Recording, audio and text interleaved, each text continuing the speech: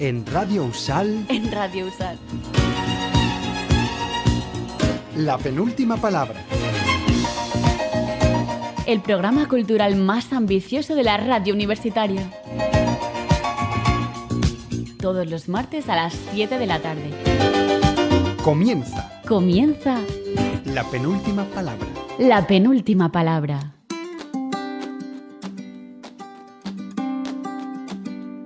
Ahora que llega ya el final de este año 2000 y pico, nos toca mirar hacia atrás y recordar que hemos vivido para tratar de mejorar y que no pase lo de siempre sin más demora. Aquí van mis propósitos del año que viene. Buenas tardes, oyentes de Radio Usal. Si estáis escuchando la radio en directo ya sabéis que son las 7 de la tarde, y si habéis escuchado este programa en una plataforma de podcast, muchas gracias por escogernos, sabréis que estáis escuchando La penúltima palabra. Hoy es el último martes lectivo del año y con él comenzamos nuestro programa número 11 de esta temporada. Para nosotros, último programa ordinario del año 2024.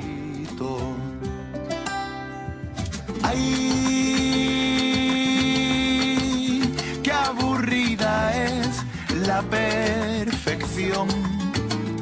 Me gusta más navegar cuando llueve.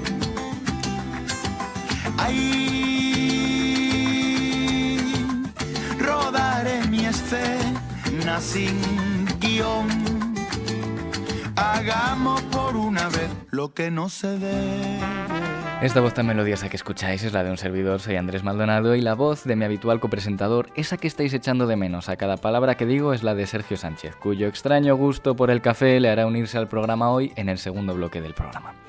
Sergio hoy nos traerá una tertulia sobre metáforas y símbolos, a la que se unirán Guillermo Granado y Pedro Sánchez, pero mientras tanto, nosotros buscamos nuestros propósitos de año nuevo con el maravilloso Fabián Ponce. Buenas tardes. Buenas tardes.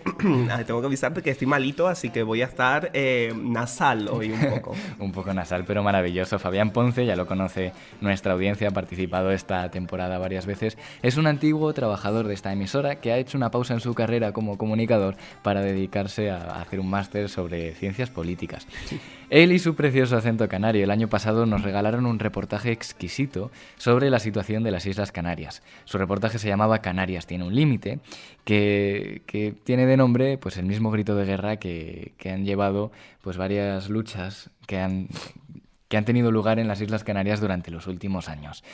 Hoy le he pedido que venga al programa para contarnos un poco cuál es la situación de las Islas Canarias y de esas luchas por la tierra y por la libertad y por la autonomía de sus recursos. Así que pues vamos a comenzar este programa de hoy con Fabián Ponce y lo que nos traiga, que nos trae una entrevista muy interesante.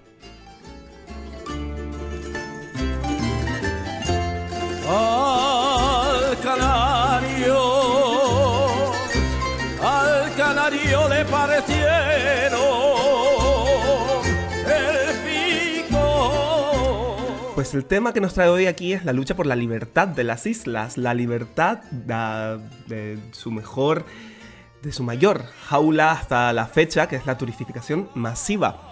Respecto a la libertad, estamos escuchando ahora mismo de fondo a Los Abandeños, máximos exponentes de la música folclórica canaria actualmente, o al menos uno de los máximos exponentes, con su canción Folías de la Libertad, pues muy on brand para este episodio. Canarias, según el INE, es la tercera comunidad autónoma que más turistas recibió en 2023, casi 14 millones de turistas, récord que este año ya hemos superado para octubre. Entonces, esto supone evidentemente un problema.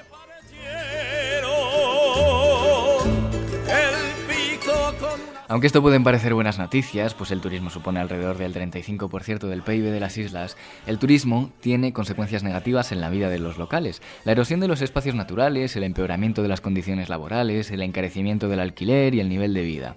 Esto, sumado a que Canarias es la segunda comunidad autónoma con el sueldo medio más bajo, pese a los récords del turismo, y la segunda con mayor población en riesgo de pobreza, supone el caldo de cultivo perfecto para que la población se una en búsqueda de un cambio de modelo.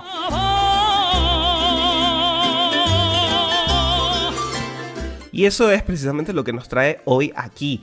La huelga de hambre, las manifestaciones multitudinarias del 20 de abril, las manifestaciones en núcleos turísticos del 20 de octubre, las múltiples acciones colectivas llevadas a cabo por los grupos y asociaciones canarias en busca de defender un espacio privilegiado como lo es el archipiélago canario. Pues así es, hoy en la penúltima palabra, la lucha contra la turistificación masiva en Canarias.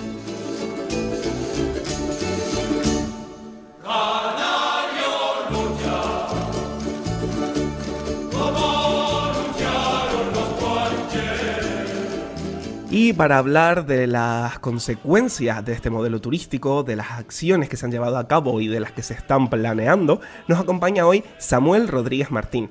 Samuel es doctor en microbiología, miembro de Rebelión Científica España y uno de los coordinadores de Rebelión Científica Canarias.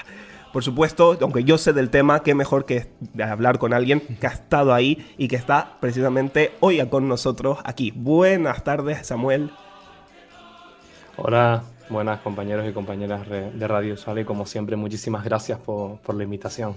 Muchas gracias a ti por aceptarla y por estar aquí presente un día más. Samuel, eres coordinador de Rebelión Científica Canarias. ¿Cuáles son las actividades que lleváis a cabo desde Revolución Científica?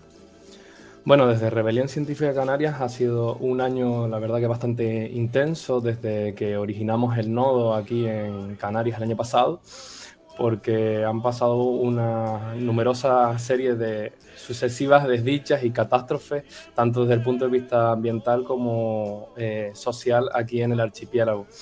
Entre ellas, pues, hemos participado en estas últimas, en unas jornadas que hemos organizado en la Universidad de La Laguna sobre turistificación, de crecimiento y democracia participativa.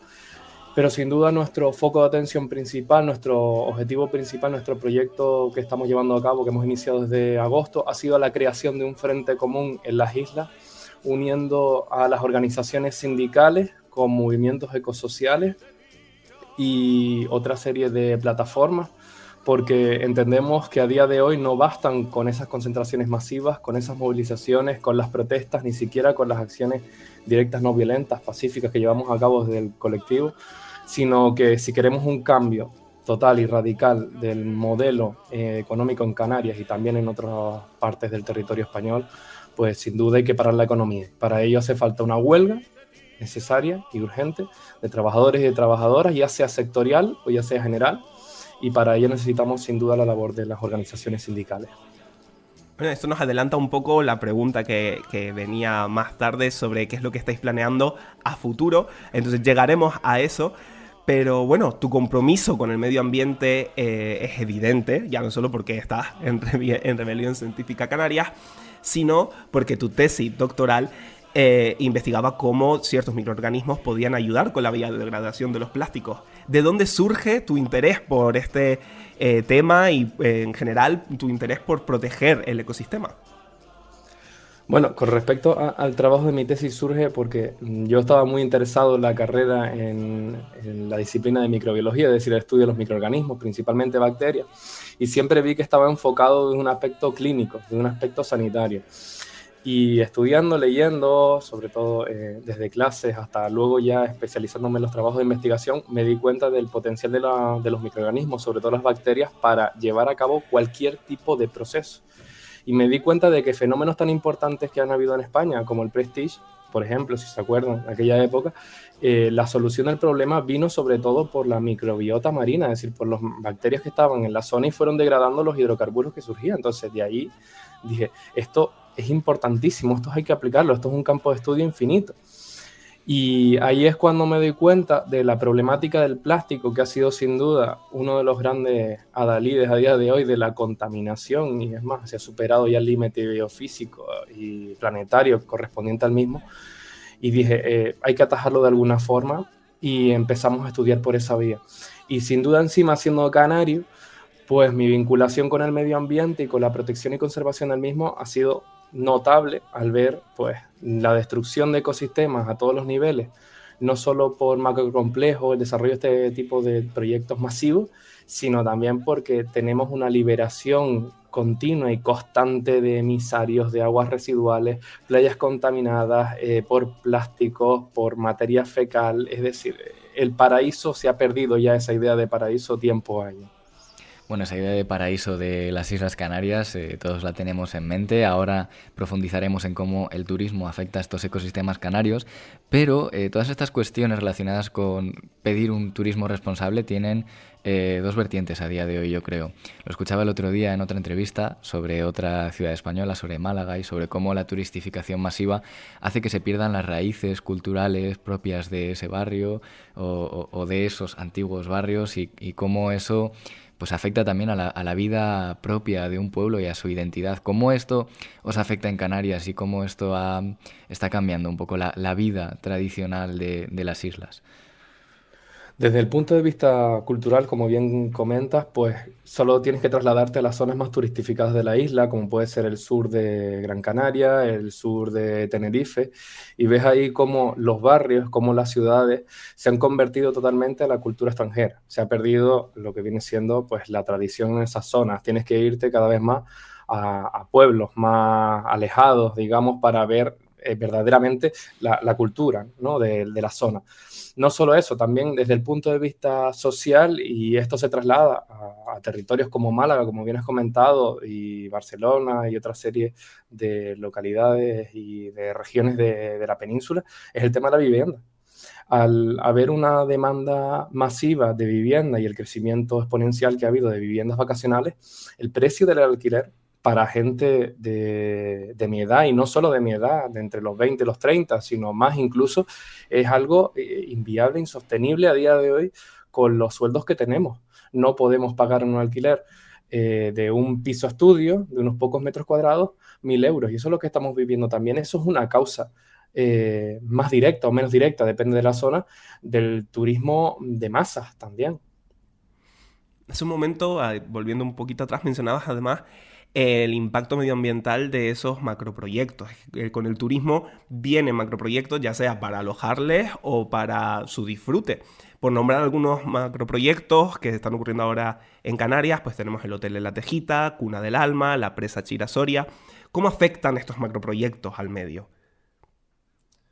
Lo primero es una destrucción total del ecosistema. Se está perdiendo una cantidad de biodiversidad inmensa. Si ahora observamos las imágenes, por ejemplo, del emplazamiento donde se está llevando a cabo la construcción de la central hidroeléctrica de Chira-Soria, pues ahora es un erial. Es una depresión, digamos, es una zona así más cóncava y completamente seca, desértica, que cuando era un palmeral, cuando era una zona pues, de un aporte hidrológico importante. Además, también toda la modificación que eso conlleva a las poblaciones circundantes a la zona. En el caso de Cuna del Alma, que en este caso es en el sur de Tenerife, este macrocomplejo turístico, pues se están expropiando propiedades de la población local de los alrededores. Ya no solo la destrucción ambiental, sino también incluso la destrucción social. Y acabo de recordar también un hecho que pasó hace no pocos meses, mientras la población de esas zonas circundantes a Chirasoria, en el caso de Gran Canaria, están teniendo escasez de agua, resulta que durante la construcción de la zona subterránea de la central hidroeléctrica se han roto un par de bolsas de agua, es decir, de acuíferos, y ese agua no se está dando a la población. Es decir, se le está negando incluso a la población, con motivo de estos macroproyectos y su construcción, se le están negando recursos vitales para el desarrollo de la misma. Ha habido durante este año una serie de movilizaciones, creo que una coincidía con la última vez que hablabas con Fabián en el reportaje que hemos mencionado que hizo el curso pasado. Otra ha sido hace poco, creo que el 20 de octubre, si no me equivoco. ¿Cómo están siendo esas movilizaciones? ¿Qué seguimiento están teniendo? ¿Y cómo nos podéis trasladar a los que estamos fuera de las islas? ¿Qué está significando eso para la población canaria? Para la población canaria yo creo que es un caso de iluminación o de descubrimiento, algo que siempre estuvo ahí, que estuvo soterrado, que no le hemos dado importancia hasta el día de hoy.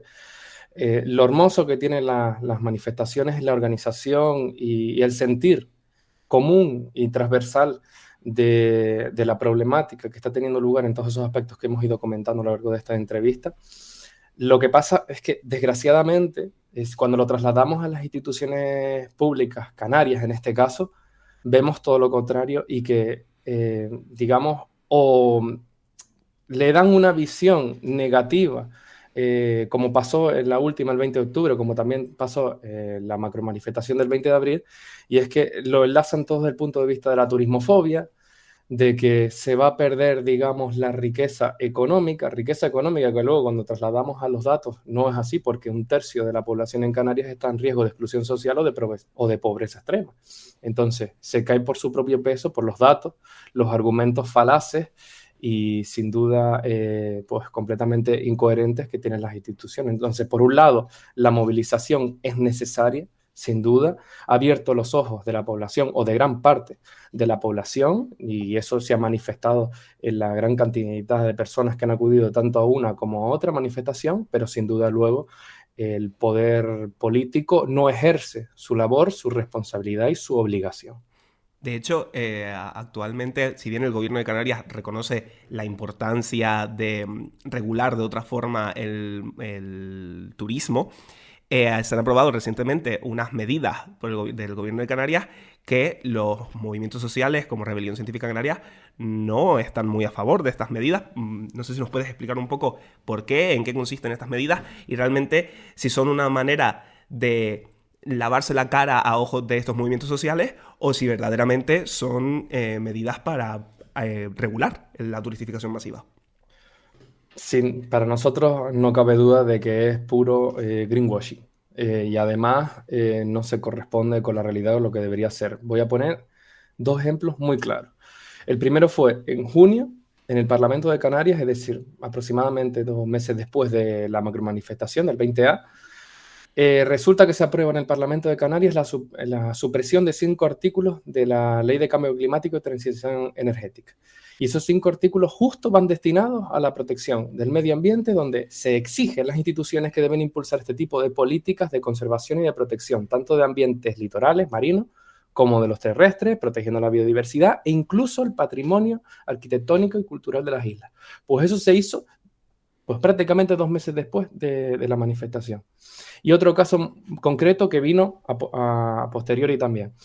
Se aprueba una supuesta ecotasa, que no es más que la entrada a una zona, un espacio natural de Tenerife, por no ponerme ya muy técnico. Una ecotasa no es eso. La ecotasa o tasa turística es un impuesto por pernoctaciones, no un pago de un servicio como es la entrada a un espacio natural. Entonces ahí tenemos 2 ejemplos claros de perversión absoluta de lo que exigía la ciudadanía, es más, llevando a cabo lo inverso, lo contrario a lo que solicitaba y sigue exigiendo la población. Bueno, no te hemos preguntado por exactamente qué es lo que se exige desde estas manifestaciones, porque, bueno, para quienes les interese conocerlo más en profundidad, pueden recurrir a ese reportaje que ya habíamos realizado, pero no sé si nos puedes resumir brevemente qué medidas son las que exigen las manifestaciones y las acciones colectivas que se están llevando a cabo. Ya has nombrado la ecotasa, pero hay otras. La moratoria turística, es decir, la limitación de camas, es una exigencia pues, de las más demandadas y prácticamente transversal a todos los movimientos ecosociales. También lo que viene siendo una regulación o una limitación al alquiler, que es otro de los grandes adalides, digamos, de la lucha ahora mismo en Canarias. La ecotasa, sin duda, como bien has comentado, aunque eso no soluciona la situación ni mucho menos. La detención inmediata y definitiva de todos los macroproyectos que hemos comentado, Cuna del Alma, el Hotel de la Tejita en Tenerife, la Central Hidroeléctrica de Chirasoria en Gran Canaria, y la detención de cualquier tipo de proyecto en el resto de islas que vaya en pos de fomentar este modelo completamente voraz e insaciable. Bueno, es un tema que habéis aludido antes por encima. Sospecho que es un tema del que estaréis cansados de hablar, pero ya que comentas justo estas reivindicaciones concretas que hacéis, esto que se os dice de la turismofobia y de que si hay una fobia al turista o que se le trata mal, o sea, ¿realmente cómo vivís esto desde allí? ¿Queréis que siga yendo la gente, pero de una manera responsable? Y mucho más controlada y limitada, puesto que estamos en un territorio finito, pero... es curioso que se acuse a los movimientos de Canarias o de otras zonas de turismofobia. El argumento principal que se emplea es el órdago que se lanza en primera instancia, pero luego, por ejemplo, exigir una ecotasa es algo que existe en otras partes ya del territorio, que existe en otros países, que existe, por ejemplo, en Lisboa, que existe en Venecia, que existe también en prácticamente todo el territorio francés, si me no recuerdo. Es decir, donde hay ahí turismofobia, que se pide y que se solicite y se exija por parte de la ciudadanía que haya un mayor control de la entrada de turistas y de la explotación de los recursos de un territorio que, como digo, es finito, porque es que hemos olvidado lo que significa ser islas, parece. Si ya esto es dramático a nivel de península en muchas regiones, como muchas zonas de Andalucía, Málaga, Sevilla, también muchas zonas de Cataluña, de Asturias, del norte de la península en general, es que todo el territorio español está masificado, o con la inmensa mayoría, pues en las islas es todavía más notable por eso mismo, porque hay una restricción por la propia superficie, la extensión que tiene. Me gusta dar siempre un dato al respecto porque me parece bastante ilustrativo. Las islas tienen 7.000 kilómetros cuadrados de extensión y recibimos el año pasado, como bien comentaron ustedes, 14 millones de turistas extranjeros. Mientras tanto, el año pasado, en Australia, teniendo 1.000 kilómetros cuadrados más, es decir, 7.500.000 kilómetros cuadrados, recibieron la mitad de turistas que Canarias. 7 millones. O sea, esto es irrisorio. La comparativa es ofensiva, que en un territorio que tiene 1.000 veces menos superficie, reciba el doble de turistas.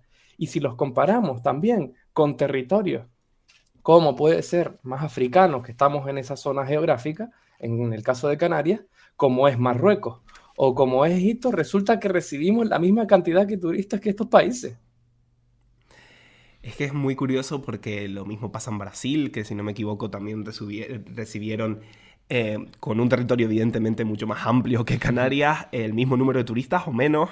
Es muy curioso este fenómeno en el que no se tiene en cuenta el tamaño de Canarias. Muchas veces, si no me equivoco, Canarias es la segunda o la tercera comunidad autónoma más pequeña de España.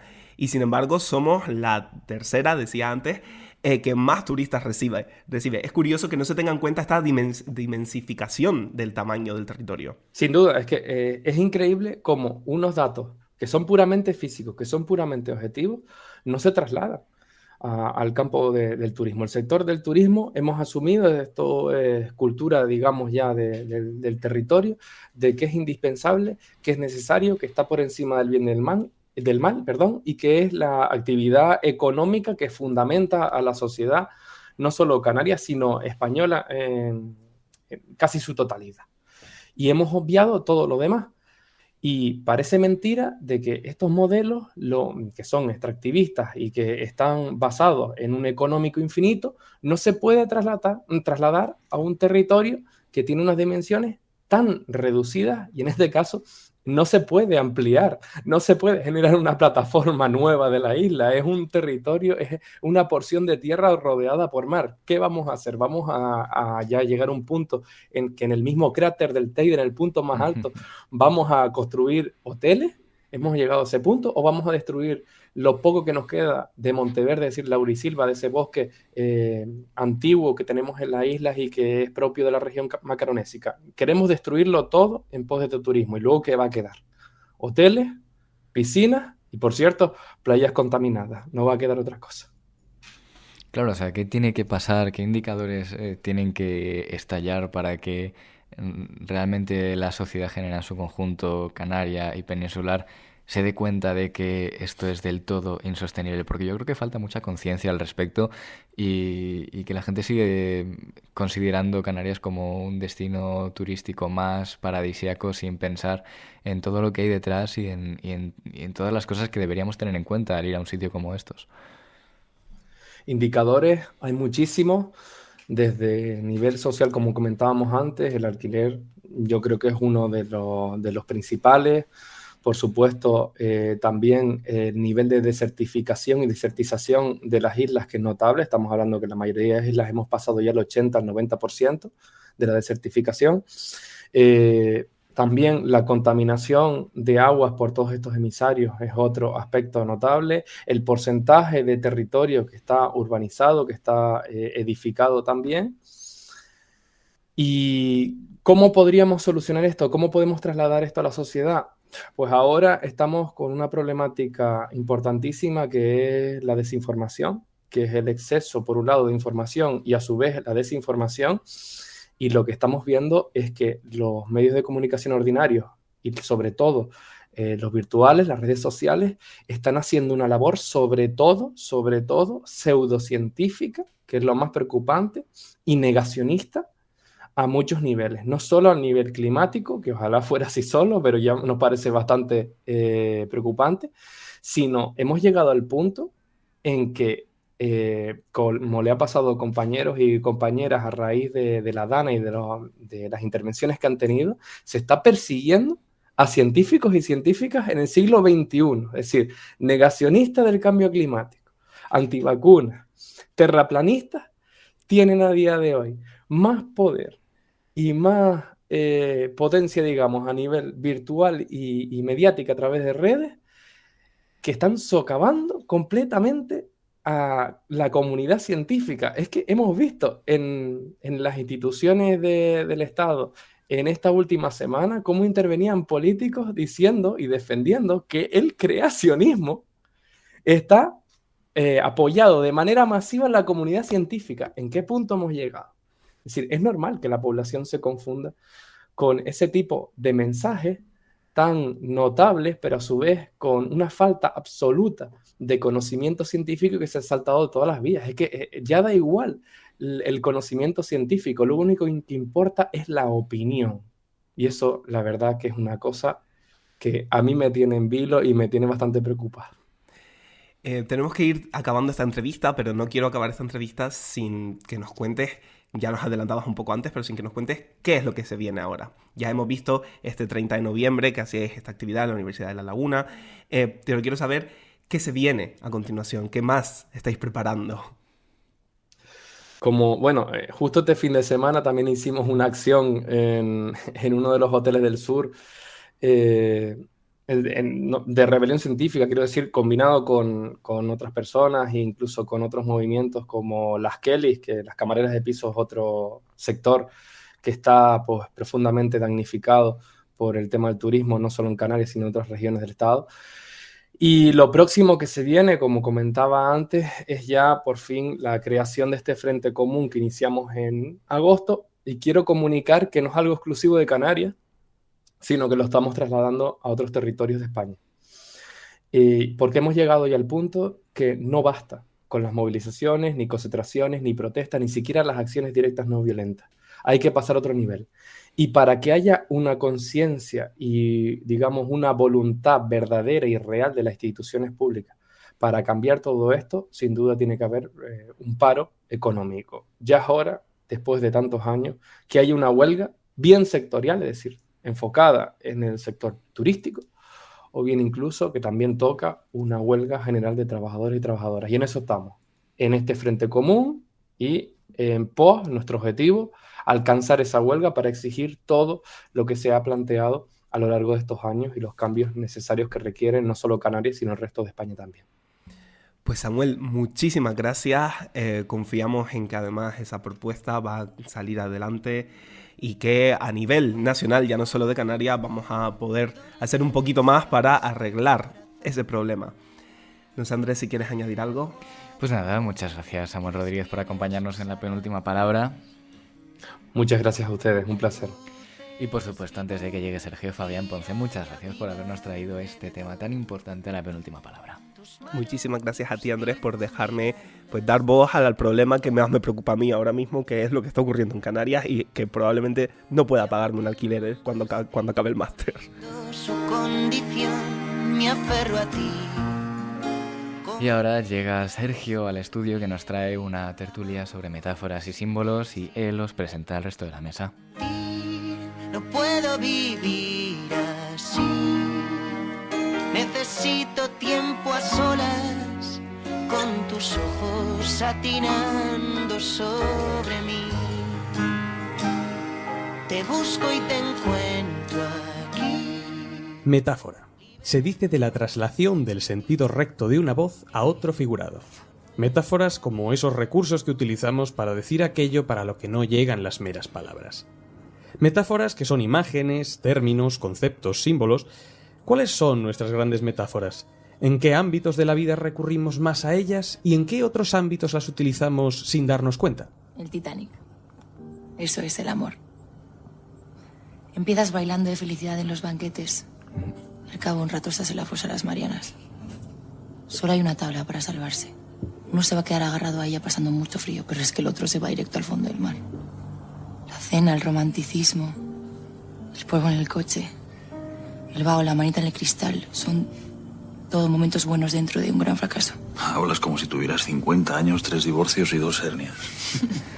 Bueno, ya saben cómo va esto. Metáforas no solo tras esos discursos épicos de serie intensita, como es este ejemplo de Berlín. Hay mucho más allá, porque metáforas, imágenes, símbolos, hay en lo que las personas hacemos con las palabras y en lo que las palabras hacen con las personas. Se lo cuenta Blanca Portillo en Silencio. Enfermo de teatro. Vivo pendiente de lo que las personas hacen con las palabras y de lo que las palabras hacen con las personas. De ahí que en cabeza y papeles se me mezclen con frases que me hago la ilusión de haber creado, muchas que cacé al vuelo. Me refiero, por ejemplo, a... Yo lo que quiero es hacerme un mundo en el hueco. ¿Qué es digno de ser enmascarado tras la metáfora? ¿Son una manera de enriquecer, de huir? ¿Qué tiene que ver lo poético con lo vital? Pero, sobre todo, ¿es que acaso hay algún ámbito de la vida en el que podamos movernos sin ellas? Hoy, en la penúltima palabra, metáforas. Seguimos. Let me play among the stars. Let me see what's La tertulia de la penúltima palabra. Jupiter and Mars. In other words, hold my hand. In other words, baby, Aquí, en Radio Universidad de Salamanca. Me acompañan nuestras colaboradoras Rosa e Irene y tenemos pues invitados aquí en nuestra tertulia de hoy. Nos acompañan también Guillermo Granado de la librería Letras Corsarias, que ya es la tercera vez que participa aquí con nosotros. Bienvenido, Guillermo. Yo encantado y siempre que me llaméis vendré. Gracias. Y también nos acompaña Pedro Sánchez, que bueno, es bibliotecario de la Biblioteca Francisco de Vitoria aquí en la Universidad de Salamanca. Bienvenido. Muchísimas gracias por la invitación. Pues la primera pregunta, así para guiar la tertulia, va para vosotros, ¿no? Porque bueno, os movéis entre libros, probablemente más que ninguno de los que estamos aquí. Así que, ¿una biblioteca, una librería, es una gran colección de metáforas? ¿Qué pensáis? Yo creo que en sí son metáforas. Además, cada persona yo creo que las percibimos de una manera y las entendemos de una manera, por lo tanto, son miles, millones de metáforas lo que representan tanto una biblioteca como una librería. Sí, son indudablemente un espacio lleno de metáforas y una metáfora en sí mismo. Un espacio de silencio, de recogimiento, de lectura, también de encontrarte con otras personas que viven casi lo mismo que tú. Vamos, no hay ninguna duda de ello.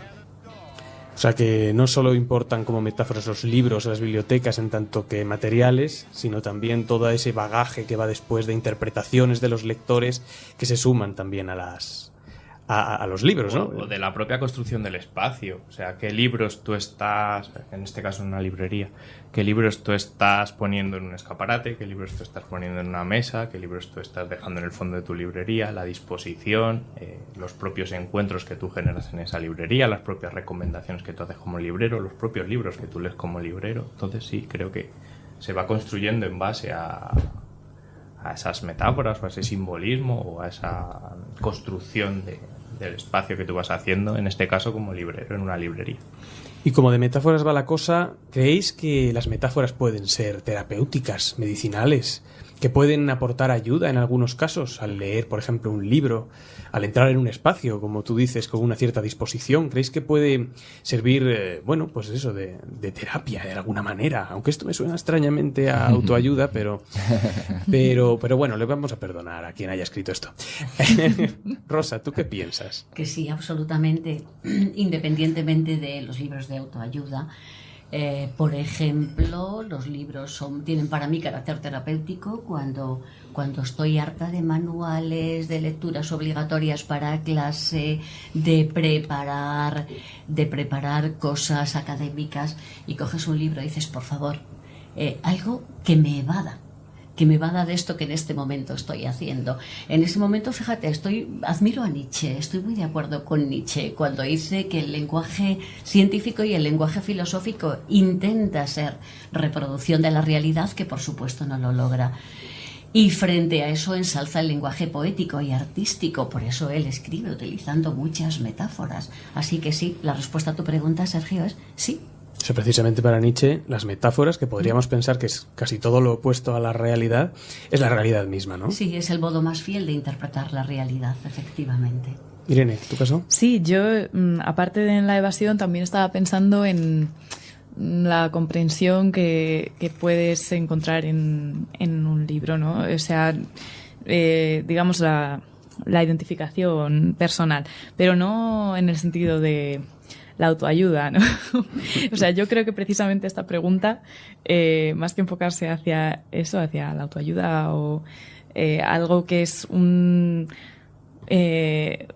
hablar concretamente de lo que te pasa, de tus problemas, precisamente lo que te aporta la ficción, irte a otro plano, puede ser mucho más terapéutico en tu vida y en el mundo real que irte directamente a atajar los problemas, ¿no? Sí, no, las metáforas tienen la cualidad de que, al no ser cosas evidentes, al no decirte lo que tienes que pensar o lo que tienes que interpretar a raíz de ellas, pues se pueden acomodar a multitud de contextos personales, ¿no? Entonces, para una persona pueden significar una cosa y para otra persona pueden significar otra totalmente distinta, y puede servir de forma terapéutica para ambos, ¿no? Pero me gustaría preguntaros si pensáis que usar metáforas, símbolos, símiles en algunos contextos en concreto puede resultar pedante, puede implicar una cierta pedantería, incluso a veces una cierta como superioridad, iba a decir clasismo, tampoco clasismo, ¿no? Pero sí elitismo, sí, era la palabra. Gracias, Andrés, que yo sin ti. Mi querido. Si pensáis que puede implicar esa cierta superioridad o pedantería. Pedro. Yo, por ejemplo, hablando de un entorno muy, muy pagano, conscientemente, como es el fútbol. Fútbol, yo creo que, por ejemplo, hay un personaje como Jorge Valdano que siempre ha suscitado muchas críticas, porque hay gente que entiende que habla bien y otra gente que entiende que es un poco pedante. A mí en general me gusta, pero reconozco que a veces, utilizando una metáfora, se pasa de frenada. Pero además, viene a colación, mi madre, que es castellana recia, lo llama el jabonoso. Con eso ya lo digo todo, ¿no? Pero yo creo que tiene mucho que ver con eso, con el contexto, indudablemente. Yo creo que hay que adaptarse al entorno donde uno se mueve, y si es un entorno proclive o que acoge la metáfora, pues encantado de la vida, pero yo creo que siempre hay que tener un poquito de cuidado, sí. El contexto, ¿no? Es total. O sea, yo acostumbrado sobre todo a oír a muchas personas hablar en la librería, sí que es verdad que, bueno, dependiendo del contexto y dependiendo del tipo de libro, del interlocutor que tengas, de a quién te quieras dirigir, pues bueno, sí es verdad que el uso de metáforas puede ayudar a construir muy bien un discurso, pero también es un poco lo que decía Pedro, hay que intentar no pasarse de frenada, ¿no? De equilibrar un poco el discurso con las metáforas, pero claro, lo fundamental creo que es lo que hemos hablado, que dependiendo del contexto. Es muy importante el contexto, sí, pero al final las metáforas tienen ese valor terapéutico también por una cuestión de familiaridad. Nosotros vivimos rodeados de metáforas y nuestras vidas están plagadas de paréntesis, de puntos aparte, de acotaciones, de notas a pie de página, de títulos y subtítulos. A veces somos sujetos, otras predicados, incluso a veces corremos el riesgo de que alguien nos meta en un indeseoso, etc. Pero dentro de todas esas metáforas, lo que genera esa familiaridad precisamente con el libro, con esa narración, pues es eso, es esa cercanía, es eso que te está contando que tu mundo sucede en otro distinto y ese poder trasladarse entre un significado y otro. No obstante, efectivamente, la metáfora tiene que estar para generar esa familiaridad, para acercarte a quien quieres que te escuche. Cuando es para generar una distancia, para ser un pedante, para ocultar que realmente no sabrías hablar con otros términos más claros, claramente ahí hay un problema con la metáfora, con el símbolo. Y si hay ciertos contextos en los que efectivamente ser metafórico es sinónimo de ser pedante, ¿cuándo creéis que vale la pena enmascarar la realidad con metáforas? ¿Cuándo pensáis que es el momento perfecto, la situación idónea para hacer eso, ¿no? Para coger la realidad, darle una vuelta de tuerca y disfrazarla de otra manera para dar a entender probablemente lo mismo? Pues se me ocurre en el plano histórico el uso negativo de la metáfora por parte de los totalitarismos. Por ejemplo, por citar algo concreto, en Orwell, en 1984, cuando habla, si recordáis un poco el relato del Ministerio de la Paz, que en realidad se ocupa de la guerra y es llamado el Ministerio de la Paz, el Ministerio de la Verdad de las mentiras, el Ministerio del Amor lo identifica, analiza la tortura, y el Ministerio de la Abundancia con la inanición. Es decir, es el uso de metáforas para manipular, para imponer, para dominar, para aniquilar, que también a lo largo de la historia ha sido muy importante este uso negativo de la metáfora. Ya lo denunció, por ejemplo, en su momento Quevedo, en unas palabras que ahora no son políticamente correctas reproducir, pero lo denunció efectivamente en su momento. Sí, yo pienso que no sé en qué película escuché esto, pero que decían que la mentira, que en cierta manera la metáfora es una forma de mentira, ¿no? En tanto en cuanto no se corresponde de forma exacta con la realidad. Decían que la mentira era lícita cuando la verdad no nos sirve de nada, ¿no? Y en cierto modo esto se acopla un poco a lo que nos comentas de Orwell, ¿no? Utilizan estas metáforas del Ministerio de la Paz cuando la realidad, que es la guerra, no nos sirve de nada para, por ejemplo, crear un bienestar social. Entonces lo disfrazan con esas metáforas, ¿no? Porque la realidad pues no es deseable. ¿Qué pensáis vosotros, Guillermo, Pedro? Yo creo que también el uso de la metáfora es un privilegio. El uso de la metáfora para intentar enmascarar en cierta manera la verdad o la mentira es un privilegio y su uso, por lo tanto, está muy acotado. Yo es que es lo que creo, y sobre todo con los ejemplos que nos ha puesto, ¿no? El uso de esas metáforas para enmascarar la verdad por parte de regímenes totalitarios a través del poder. Sí, yo creo que incluso no regímenes totalitarios ahora mismo está muy presente y no hay que mirar muy lejos el uso, me encanta esa expresión, torticero de las palabras y demás, pero yo pensaba que la metáfora en un sentido positivo su uso está totalmente legitimado en la vida normal, con los niños. A mí me parece que los niños captan las metáforas. Estaba recordando, por ejemplo, hace poco mi sobrina que tiene 8 años, pues contándole el chiste ese famoso de dos ratones, que van una pareja de ratones que van paseando y se encuentran con otra ratona que va del brazo de un murciélago y le dice la otra, dice, que hija, que chica, que novio más feo te has echado. Dice, sí, pero es piloto, ¿no? Pues, recuerdo la cara preciosa de mi sobrinilla, primero sorprendida y luego echándose a reír de decir, qué maravilla, porque el lenguaje, eso también nos distingue como humanos. Sí. Esa capacidad de crear, de recrear.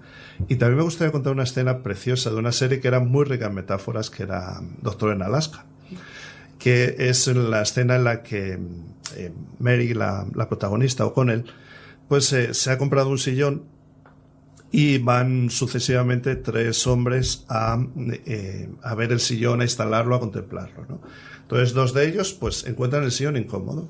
Y en el último momento aparece el Dr. Fleischmann, que viene cansado por otra historia y tal, también muy metafórica, muy rica, muy visual, y se sienta Y ella se olvida completamente de la comodidad del sillón y es él el que dice que a gusto se está aquí, qué cómodo es este sillón. Dice, bueno, yo creo que si traes un poquito la luz. Y claro, el director, el guionista, quien sea, está diciendo, Mary, que ese es tu hombre. Ese es, ¿no? A mí me parece, en el arte, en cualquiera de las artes, cine, visuales, escritor, me parece una auténtica maravilla la metáfora. Hombre, hay un ámbito donde nos podemos sentir privilegiados, donde podemos contemplar esas escenas y donde podemos hablar de verdad desde la más absoluta mentira. Hemos escuchado antes un fragmento de Blanca Portillo, ¿no? Ocurre que el silencio en un escenario puede representar el tiempo. En el escenario, cuando todo calla,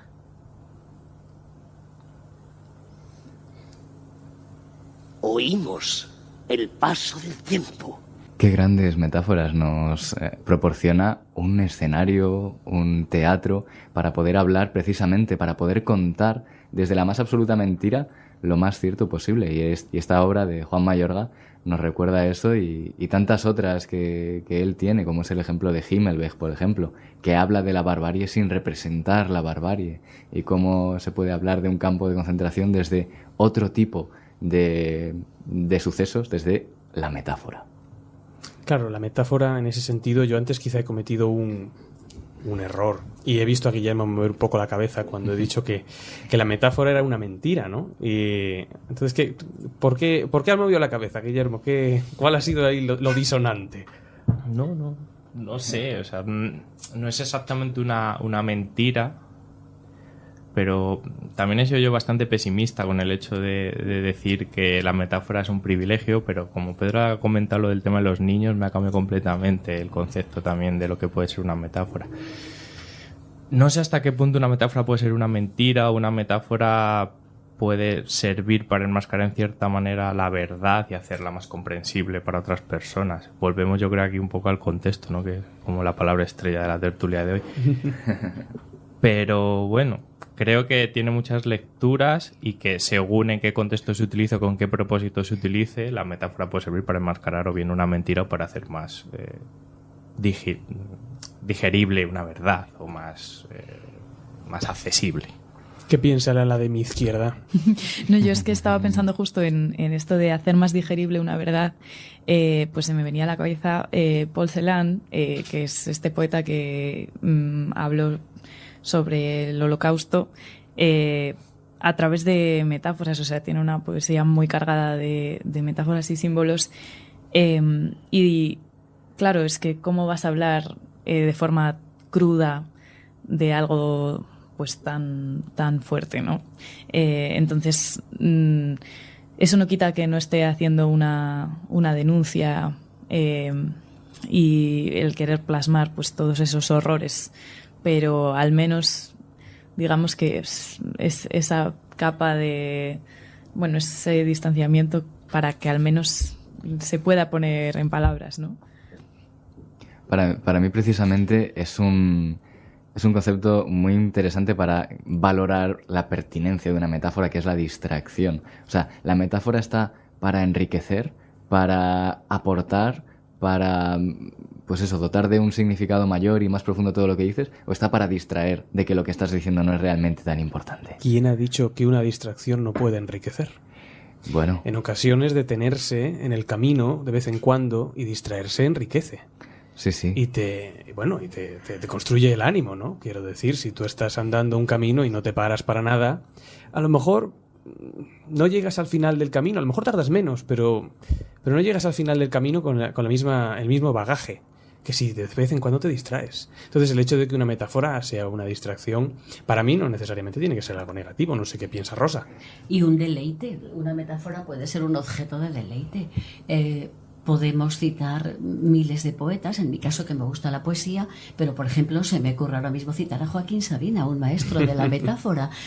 Además hay una tesis doctoral, yo la conozco, sobre el uso de la metáfora en Joaquín Sabina, y nos valdría cualquiera de las que aparecen en sus canciones. Se me ocurre esa, pero por supuesto en el resto de autores, compositores, hay otras tantas, infinitas. Hay una metáfora preciosa de una canción de Manolo García que dice: vendrán días en que el peso que hoy soportas no será carga sino bagaje. Una forma maravillosa de decir eso, ¿no? De decir, deja que el tiempo actúe. Sí. Que eso, pero si os dais cuenta, por ejemplo, ahora mismo muy poca gente dice ya se ha muerto alguien, dice ha fallecido alguien. A mí me parece una pequeña... Yo es que soy muy atento a las cosas del lenguaje, me gustan mucho y creo que son muy reveladoras. Claro, pero ahí está la metáfora o está el tabú. Pero claro, el tabú, ¿a qué responde el tabú? Claro. Sí, claro, una metáfora es una respuesta a un tabú, ¿no? O sea, quiero decir, cuando de algo no se puede hablar, pues metaforizas y metaforizas y metaforizas. Y así nos encontramos en textos de toda índole, literarios, filosóficos, en los que se dicen las cosas muy por encima, así como con botas de plomo, ¿no? Sin mojarse de verdad en los asuntos. Porque es que si te mojas, a lo mejor, yo qué sé, pues te censuran o mil cosas, ¿no? Entonces las metáforas en ese sentido, claro, sería una manera de mezclar racionalidad y emoción, la metáfora en realidad. Y, por ejemplo, a propósito del tema de la muerte que has dicho, sí, es un tabú, es el miedo a la muerte que nos lleva a construir metáforas. Por ejemplo, algunas a propósito del tema. Para no llamar a la muerte, por no morir, nos vamos al otro mundo, hacemos el último viaje para pasar a mejor vida, dormimos el sueño de los justos o aspiramos a descansar en paz. Es decir, clarísimamente, descripción de una realidad y creación de un sentimiento para que esa realidad te dé menos miedo. O estiramos la pata. Vamos al otro barrio. Claro, son otras metáforas que ya van en otro tono, ¿no? Sí, por ejemplo, criar malvas. También criamos malvas. Sí, es muy interesante este mundo de las metáforas, pero, como siempre, pues nos tenemos que marchar. La tertulia ha llegado a su fin, así que no sé si queréis hacer alguna reflexión final. Sí, yo me gustaría comentar simplemente, sí, Pedro. Según venía, una imagen que para mí ha sido simbólica, que es he visto una pareja de chicos y venía ella con un café de estos de película y bebiéndoselo rápido, ¿no? Claro, yo pensaba, esto es símbolo de muchas cosas, de la americanización de nuestras vidas, de las prisas, de un café hecho de cualquier manera, que te lo tomas de cualquier manera, cuando Salamanca es una ciudad estupenda para tomar café y lo que implica el tomar café.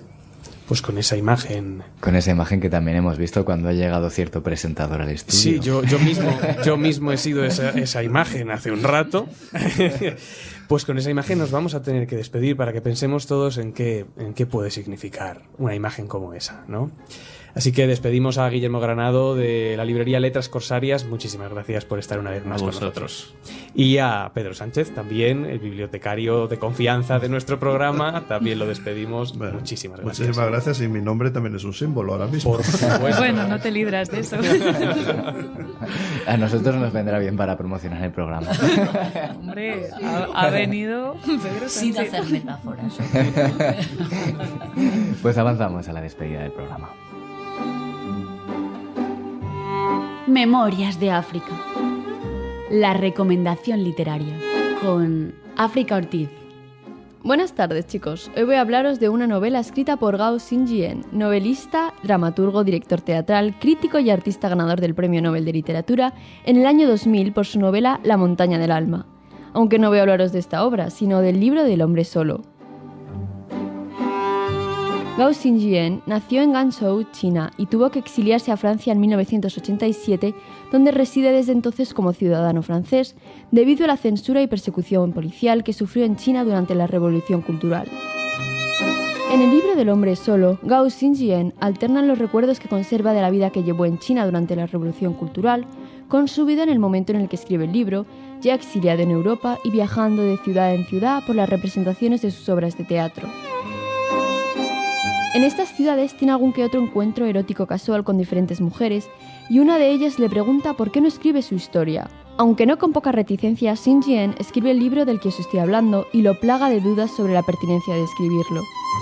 Xingjian crea un relato muy personal de la Revolución Cultural en el que muestra cómo fue vivir con el miedo de oscilar de un bando de la revolución a otro, de que cualquiera en su vida pudiera convertirse en la persona que acabara señalándole con el dedo y convertirlo en un sujeto que necesitaba ser reeducado en los ideales del régimen. Antes de terminar, quería leeros un fragmento del libro. No escribes con la intención de hacer pura literatura, pero tampoco eres un combatiente. No utilizas tu pluma como un arma para pedir justicia. De todos modos, tampoco sabes dónde se encuentra. Es inútil recurrir a alguien para que la haga. Lo que tienes claro es que no eres la encarnación de la justicia. Si escribes es solo para decir que aquella vida ha existido, más infecta que un estercolero, más real que un infierno imaginado, más terrorífica que el juicio final, y que corre el riesgo de volver un día u otro cuando se desvanezca su recuerdo.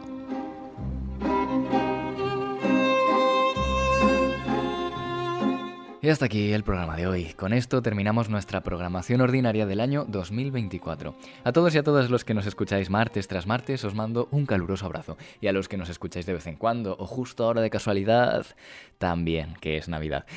Y antes de irme, vamos a hablar de algo importante. Porque para muchos, estos días, tristemente, llega uno de los pocos momentos del año en el que tendréis que exponeros de verdad a gente que no entendéis. Muchos nos juntaremos estos días con personas que en realidad no conocemos mucho. Son fechas de cenas, comidas, juntanzas, todo tipo de reencuentros familiares y a menudo sucederá que compartiremos mesa con quienes piensan distinto o muy distinto de nosotros. No se habla de política, no saques ese tema, siempre acabamos a gritos. ¿Os suena? Pues menudo fracaso. Vivimos tiempos en los que cada vez nos exponemos menos a las opiniones de los otros. De hecho, dado el funcionamiento de las redes sociales y de algunos buscadores, nos es imposible comprender e incluso imaginar cómo les están contando las mismas noticias a los demás.